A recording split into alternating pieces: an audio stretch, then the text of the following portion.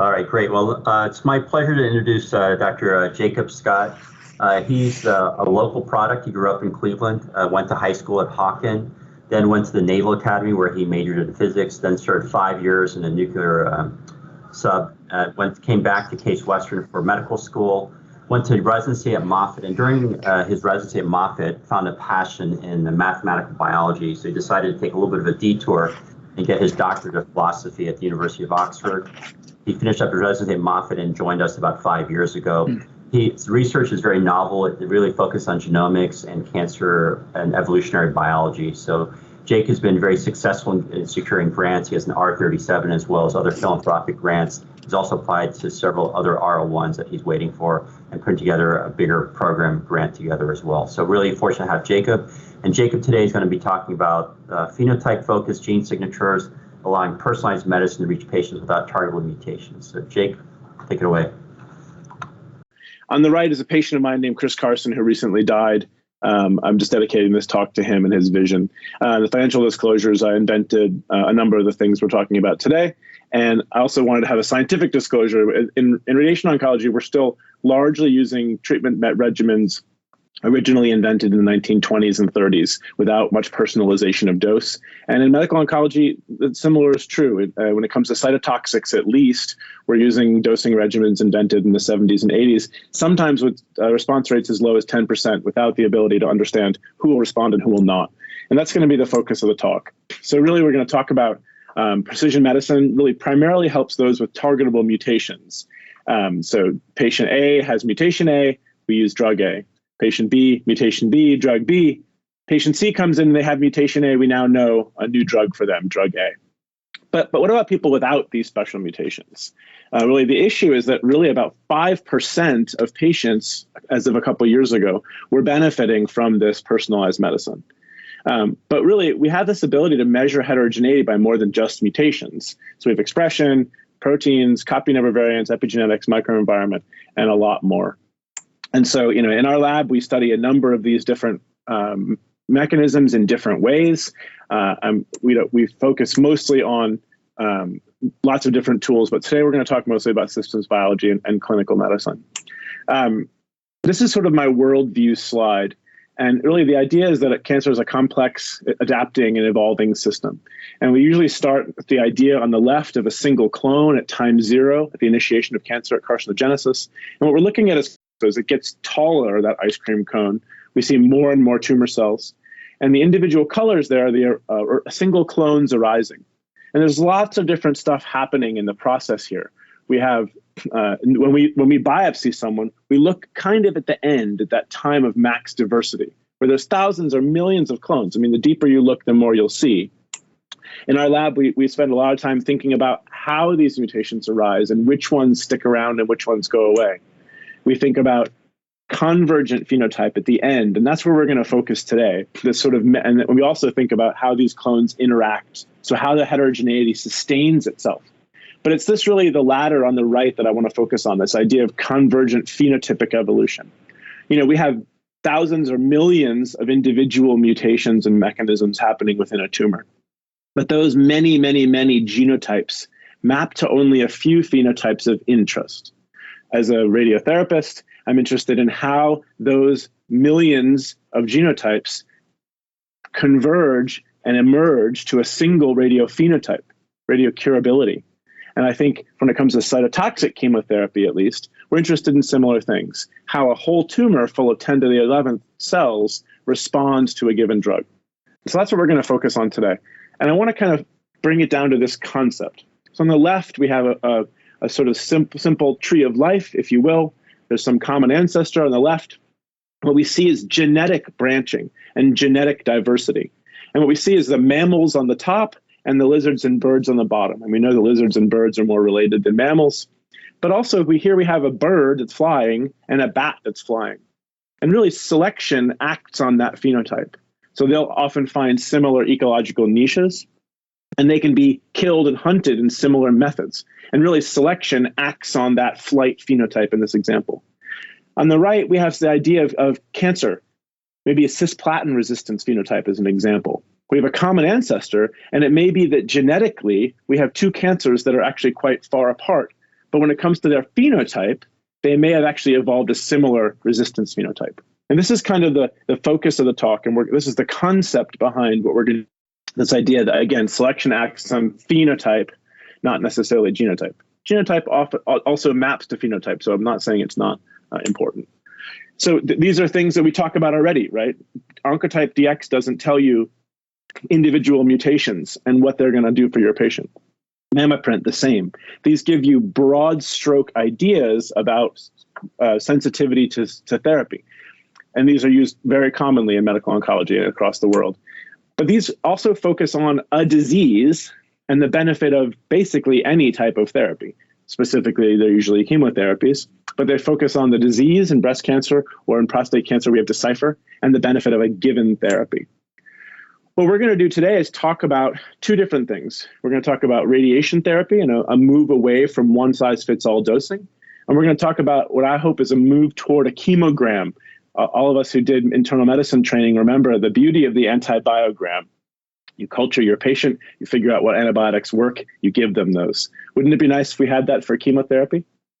And we're going to have a talk in two acts. Let me see Hamlet on the top there because I'm going to steal a line. And I'm going to say that phenotype is the thing that will reveal the weakness of the king of all maladies in this case. And in this case, we're going to focus on the therapy. So we're not going to focus on the disease, we're going to focus on the therapy. And we're going to focus on that therapy's benefit for any disease. Okay, now hopefully I won't freeze too much. The first 15 minutes or so are going to be radiation. The second 15 minutes or so will be cisplatin, and then we'll wrap up. So Act 1, let's talk about radiation therapy to begin with. Everyone on this call is familiar with radiation. I'm going to go into a little bit of nitty-gritty on radiation biology. Just for those non-rad oncs out there, just hold on. It'll be over soon. And really, in radiation, precise and accurate doses of radiation therapy. And what we measure is what comes out of the head of the machine, this physical dose measured in gray. And we know within 0.1% on a given day that this is correct because we have incredible medical physics colleagues who tell us that. I'm going to make the argument today that it's maybe not the right thing to be measuring. Maybe what we should be trying to measure is the effect of that dose on a given patient. Over the years, we've done, even in the course of my training, we've gone from 3D to IMRT. These plans have gotten incredibly precise. It's beautiful, the plans we can deliver and spare normal tissue and get the right dose, get a dose to the tumor and sparing the things around it. So this has been personalized medicine at its best, anatomically personalized medicine. But dosing has been a different question. So we're giving beautifully precise dose. But the question is it the right dose? And so why has this been such a big thing? Why is it such an elusive question?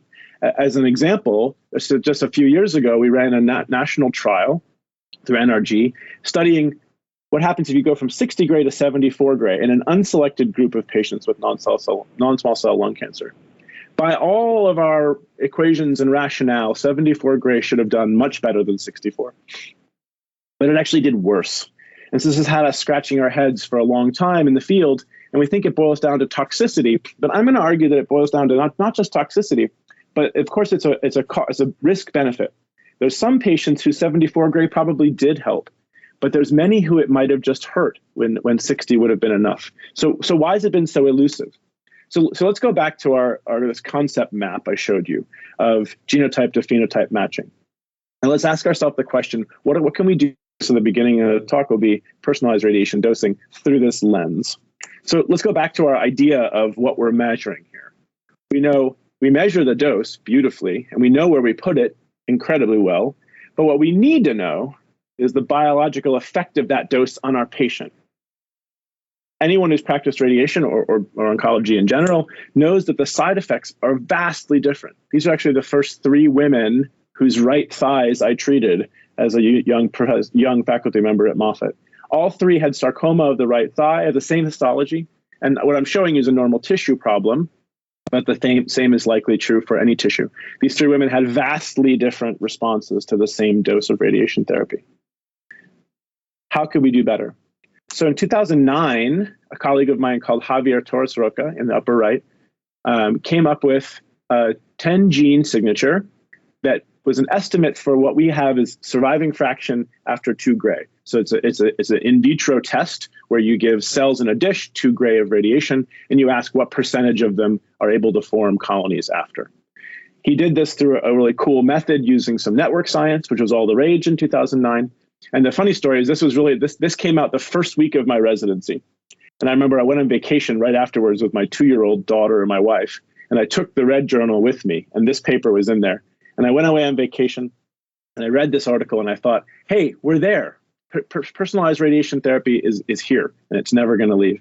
And when I came back to residency, it had not yet manifested, and that was in 2009. And I think we're getting very close, and I'm excited to tell you why. So the nuts and bolts of this paper, I'm not going to go into too much, but the basic idea is that through a signature of 10 genes, so simply getting Affymetrix gene expression array, expression model to come up with a number. So you literally take these constants times these gene expression ranks, and you get a number at the end. Now most folks look at this 10 gene network and want to see the genes that they know are important for radiation response and don't see all of them. But I'm going to argue that really this gene network is more like a sensor within the larger gene network at play. And these genes are arranged throughout the gene network in order to give us a sense of the performance of the entire network. So while NRF2, for example, is not in this list, a change in NRF2 will affect the score because of knock-on effects downstream and the connectivity of this network. So I think of these 10 genes not necessarily as mechanistic genes for radiation response, but instead more like canaries in the coal mine, trying to tell us how the entire network is performing. Sort of like predicting the weather. If I want to know what the weather will be here tomorrow, I don't measure the weather here today. I measure it in the surrounding areas to develop a model. And the same is true with radiation sensitivity. So I'm going to show you a couple slides of work that was done previous to me that shows how this measure, the RSI, the radiation sensitivity index, helps or was able to help. So in a clinical trial here of women with lumpectomy and plus radiation therapy compared to women with mastectomy without radiation therapy, this gene signature tells us nothing.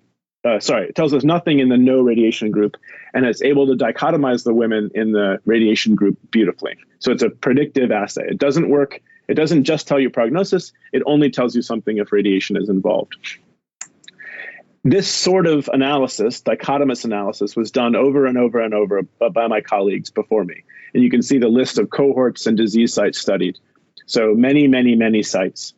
The problem is that a yes-no in a dichotomous idea of good versus bad responders was studied over and over. The problem is it's not as useful as clinical score as you'd like, because for patients who are bad responders, radiation is still useful. So the question is what to do with that. So our aha moment came when we were staring at these scores, and we've been dichotomizing them between high and low, but really there's this beautiful heterogeneity within disease, and it spans a large range. And so if you look at the black dots in this curve, what you see is that it lines up generally the way we expect radiation sensitivity to work, with cervix and liver and head and neck at the bottom, and brain and soft tissue at the top. But there's some trends that don't exactly match up. And what we realized was that the reason is because the radiation dosing between these is quite different. So let's look back and remember some quick things about radiation sensitivity. So this gene signature is used to then calculate, it's used as a proxy for this in vitro assay for surviving fraction at 2 gray. But in radiation oncology, we have equations for this because we're sort of nerds to begin with. But we have a radiation equation called the linear quadratic, which tells us how to relate this surviving fraction at 2 gray, that SF there, through this gene signature. And if you see this exponential curve there, what we have there is a couple of things. N and D are the number of fractions and dose per fraction, and alpha and beta are biological parameters. So now that we have a way to solve for this SF2, we can rearrange that equation and get an alpha for any given patient. So armed with this, we can actually start doing a number of different things. We no longer have to say whether their RSI is good or bad. We can start asking about what the effect of given radiation is. So in particular, if we use this equation and we plug in just 2 gray, what we realize is the effect of it, which I'm now plotting on the y-axis, isn't always the same. As a matter of fact, it changes widely. And so what we see is that 2 gray isn't 2 gray isn't 2 gray. So for a given patient, let's give 2 gray from the machine. Depending on what their RSI is, based on these curves, that 2 gray could code for a GARD, an effect of 3 units of GARD, or as low as almost 0.1. So a 20 or 30-fold difference in the effect of the 2 gray we're giving. And the same goes true for a GARD of 2. It might take you as many as 5 gray from the machine to give that same amount of effect as another patient might only take 1. And this concept is going to come up importantly. So let's look really quickly and see what a real clinical trial cohort would mean when it comes, or how that would translate into a real clinical trial cohort. So let's take that same example of the breast cancer cohort I showed you earlier and just plot on the left. This is a histogram of the gene signature score for each patient in that cohort. So you see this distribution on the left. Let's transform that through this equation and now get a personalized alpha, this parameter that we need to calculate a predictive effect. What you right. And what we can then ask is what happens if we now give them that alpha? We can now calculate the GARD, the genomic adjusted radiation dose, using that equation I showed you. This is a classic equation for effect for the radiation oncologists. And on the right, we now have a distribution of what we expect, what we predict the effect of our radiation therapy to be. This is a different question. So what was previously a, hey, you're high or hey, you're low, and we can ask if it's dichotomous, we now have something that we can change with dose. So if one of our patients gets a low score and they end up on that bottom curve with 50 gray, we might be able to give them 60 gray and bring them to the higher curve. So we have a rationale by which we can transmute dose up or down in a rational manner. So if we then go back to those histograms or those violin plots I showed you earlier that lined up pretty well with outcome, and we transmute those through the dose we give. So for cervix cancer, for example, we give a higher dose than we do for some other cancers, for endometrial, for example. We now line these up and we actually get exactly the rank order of radiocurability. And this is the subject of our 2017 Lancet Oncology paper, which I'm happy to share. And if we go from high standard of care doses to mid standard of care doses, all the way down to low, we go in an almost perfect rank order of those red dots of curability. So what you're seeing as an example, looking at the, I'm just going to go back one and show you, look at glioma on the bottom. We have a poor radiocurability, and the average patient is receiving something like 18 gray, which is compared to the average cervix patient getting something like 50. But you still see that there's some cervix patients who have very low GARD scores, 18, 19, 20, in the range of some of these patients with sarcoma or melanoma who are getting much lower on average. High radiation dose doesn't guarantee a high effect. And the same is true for low. Giving a low radiation dose doesn't mean a low effect necessarily. So looking at that bar chart on the left, look at the chunk of red on the top. Those are patients who got a quote unquote high dose, so 70 gray of radiation or more, like a head and neck cancer patient, for example. And on the right, you see the effect of those actual patients. And most of them are high. Most of them have a high GARD, a high effect. But you see some blue lines in there, meaning that some of those patients, because of their personal genomics, didn't have as high an effect as we expected. Looking at the bottom, the same is true. Most of those patients who receive 45 gray, pancreas cancer patients, for example, have a low effect on the right. But some of them have a really high effect because of their genomics. So this is great. This is a wonderful thing. We finally showed in 2017 that you have this heterogeneity and that using dosing, we could change the predicted effect. But the question is does it matter? Does it predict outcome? And so like all good ideas, this one occurred on a bicycle while I was training for Velasano with Mike Catan.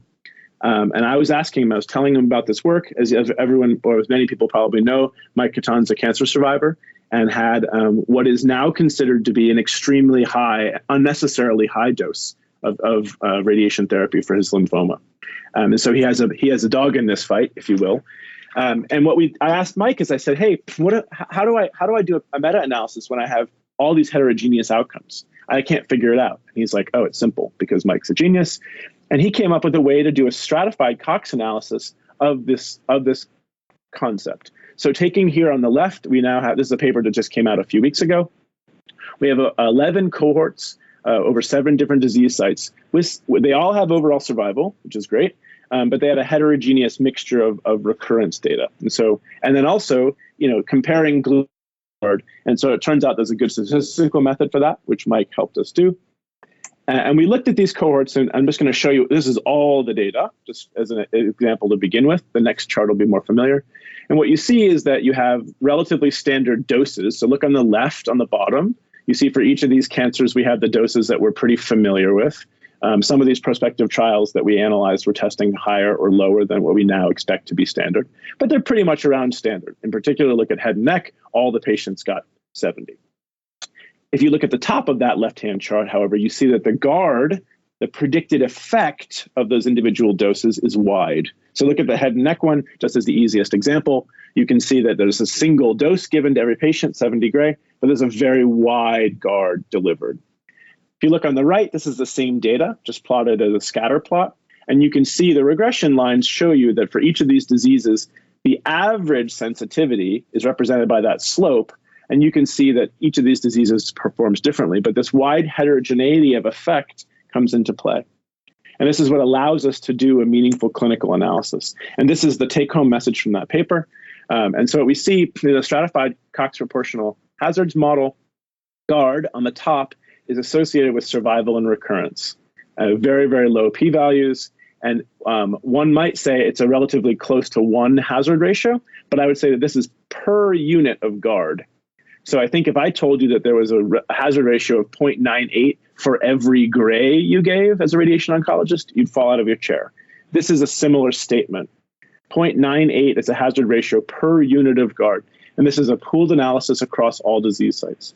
What's a little scary is so the sham GARD is basically a prediction for patients who didn't get radiation. So we're giving.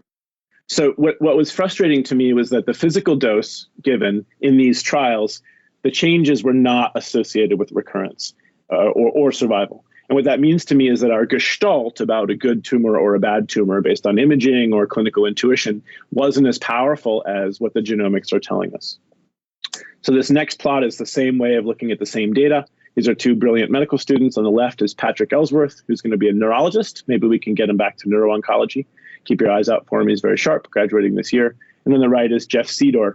Many of you might know his dad, John, who's an investigator and nephrologist here. And Jeff's going to be a radiation oncologist next year in New York City. What you see on the left and right is recurrence and survival. In blue or green, these are the patients who received radiation. And so we see a significant continuous relationship with outcome. Whereas for patients who didn't receive radiation in orange or pink, there's no relationship. So this is a very strong continuous analysis. This is much stronger than the previous dichotomous ones. So, but you might ask, well, what does it mean to have a log hazard change for an individual unit of GARD for each disease?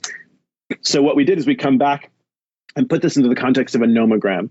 So now we have the same plot on the top. It's just been log transformed. But what we're seeing is that this continuous statistical relationship between GARD and outcome. In this case, I'm showing survival at 3 years. So what we can do is we can now take a patient as an example. So let's take a glioma patient. We bring them into our clinic and we give them a GARD of 18, say. We look down on the nomogram and we see that translates to about a 15% 3-year overall survival. If we take the same patient and we give them 30 gray, that now translates to almost 30% 3-year overall survival. Now, you might say, well, why shouldn't I do that? Why shouldn't I just give more GARD to everyone? Because that's a huge difference, right? You're doubling their survival with only 12 more units of GARD.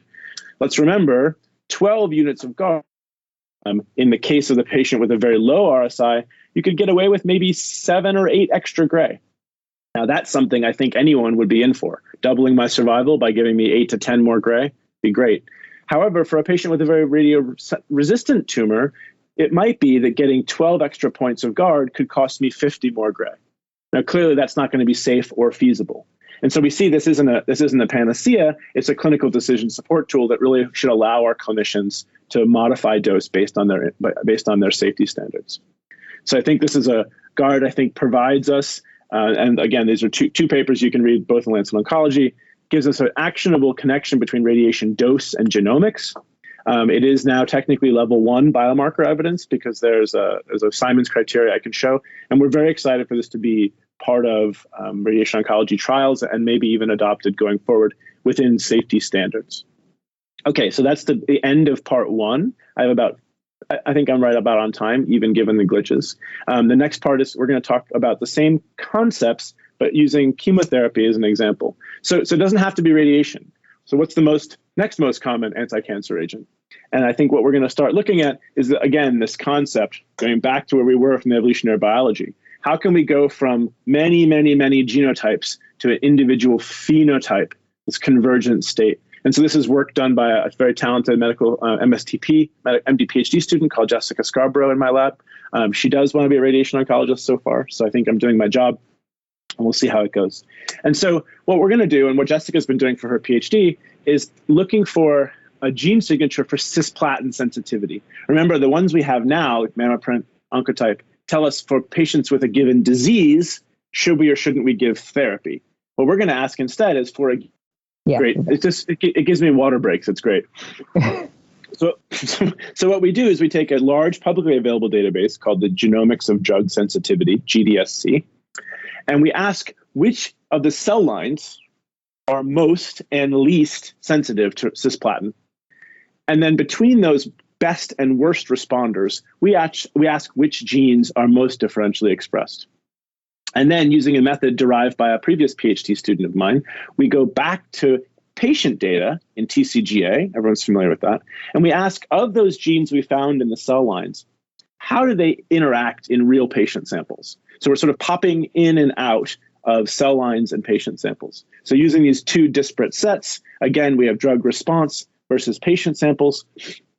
We can now hop between cell lines and patient level data to give us quantitative survival information in the cell lines, but also realistic gene correlations and co-correlations in the patients. So what we're able to do, going back and forth between the cell lines and the people, we're able to come up with a gene signature and then test it back on the cell lines. So often, of course, if you train something on just one data set and go back to that data set, of course, it'll work. But we're popping out of the cell lines into patients, deriving the signature in patients, and then asking back how the cell lines work, how the signature works in cell lines. And so maybe not surprisingly, the signature does work in the cell lines. The patient-derived signature works back in the cell lines. And so on the left, you see the most resistant cell lines in green. You see almost all blue gene expression scores for the genes within our signature. For the most sensitive, you see the opposite. And on the right, you see the distribution of now what is a score. We're calling it are widely separated.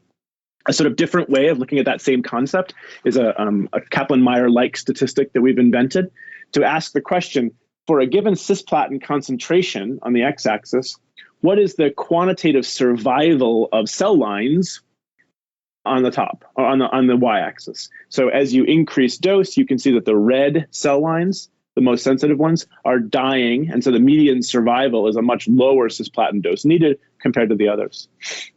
Now, it's really hard to do significance testing on these signatures because people know who've worked with signatures before. A lot of times, random signatures can give you information. So what we did was we took 10,000 signatures of the same length, and we asked the same question here. And if you see on the right, you see what the 95% confidence intervals of the random signatures look like. And you see the performance of ours way, way, way outside of that. And so we're highly significant, and the statistics show a strong separation between the top and bottom quintiles. If we can look at this, again, the same bootstrapping shows that we're highly significant, and actually it's robust to any different method of optimization. So for the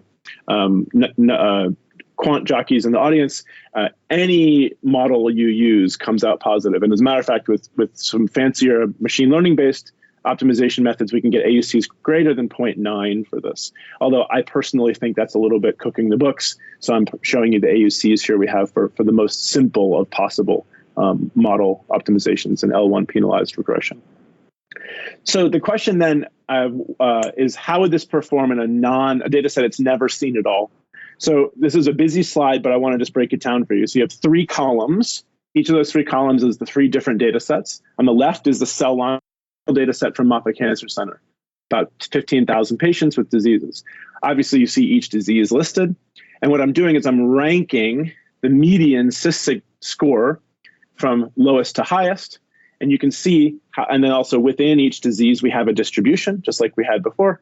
And you can see that they line up pretty similarly. So the correlations you're seeing there are Spearman correlations between rank.